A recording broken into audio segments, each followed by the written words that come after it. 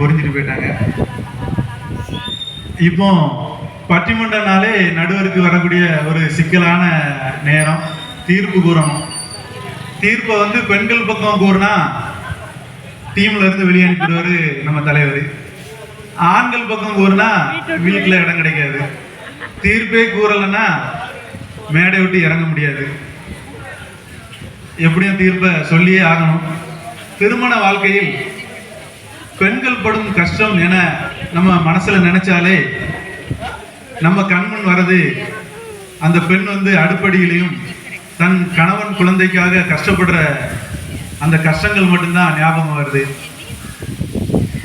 அதே போல திருமணத்திற்கு பிறகு பெண்கள் புகுந்த வீட்டுக்கு வரும் பொழுது தன் தாய் தந்தை அண்ணன் தம்பி சொந்த பந்தம் அனைவரையும் விட்டு தனியாக புகுந்த வீட்டுக்கு வருவது என்பது மிகவும் ஒரு கஷ்டமான செயல். அது எந்த ஆண்களாலும் உணர முடியாது.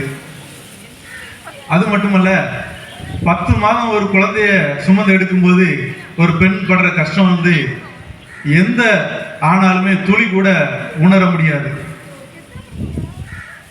அது புத்தகங்களில் எழுதப்படாத ஒரு உண்மையாக கூட இருக்கு. ஆண்களுக்கு நிகரா பெண்களும் அலுவலக பணியில சிறந்து விளங்குகிறாங்க இந்த காலகட்டத்தில். அப்படி அலுவலகங்களில் பணிபுரியும் ஆண்கள் குடும்பத்தில் ஒரு நாள் சோறு பொங்கி குழந்தைகளையோ குடும்பத்தில் இருக்கவங்களே கவனிக்க முடியும் அப்படின்னு சொன்னா கண்டிப்பா நடக்காது. ஆனா இந்த பெண்கள் படும் கஷ்டங்கள் எல்லாமே வந்து அவங்களோட கடமை அப்படின்ட்டு அவங்க இன்னும் உணரல. பெண்கள் நீங்க இல்லத்தை வழி நடத்துறதுக்காகவும் ஒரு குழந்தையை பெற்றெடுக்கிறதுக்கு தேவையான உடல் சக்தியும் இறைவன் உங்களுக்கு தந்து இந்த பூமிக்கு அனுப்பியுள்ளான். ஆனா ஆண்களுக்கு அப்படி அல்ல. ஆணின் கஷ்டம் யாருக்கும் தெரிவதில்லை. அவன் யாரிடம் தன் கஷ்டத்தை கூறுவதில்லை. கஷ்டத்தை கடந்தால்தான் வாழ்க்கையில் முன்னேற முடியும் என்று அந்த நொடி வரும் கஷ்டத்தை கூட மறந்து தன் குடும்பத்திற்காக கடந்து செல்பவன் தான் ஒரு ஆண்.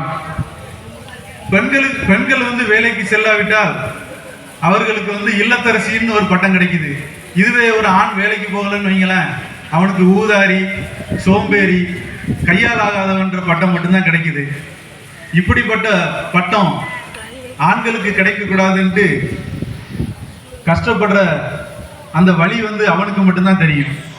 திரைக்கடல் ஓடி திரவியம் தேடு என்பது ஆண்களின் கடமைதான்.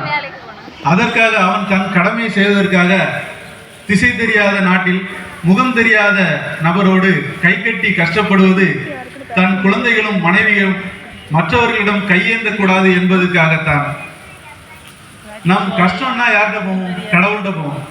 ஆனா அந்த சிவபெருமானே கல்யாணம் பண்ணதுக்கு அப்புறம் பித்து பிடிச்சி சுடுகாட்டில் ருத்ரதாண்டம் ஆடினார்ன்றது நம்ம எல்லாருக்கும் தெரிஞ்சது.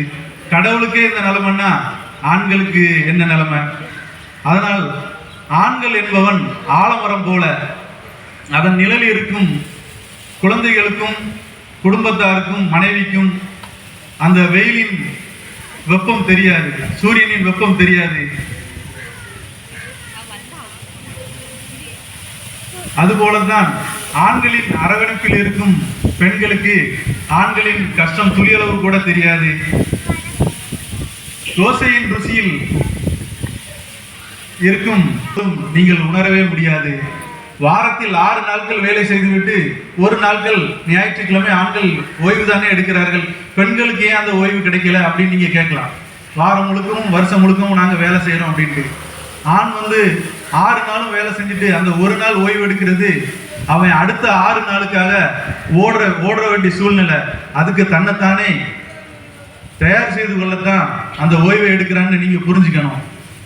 அதுபோல பெண்ணின் பிரசவ வழியால் ஏற்படும் உடல் வலியை விட ஆணின் மன வலிமையே இந்த திருமண வாழ்க்கையில் மிகவும் கடினமானது என கூறி, திருமண வாழ்க்கையில் கஷ்டப்படுவது ஆண்களே என கூறி விடைபெறுகிறோம். நன்றி.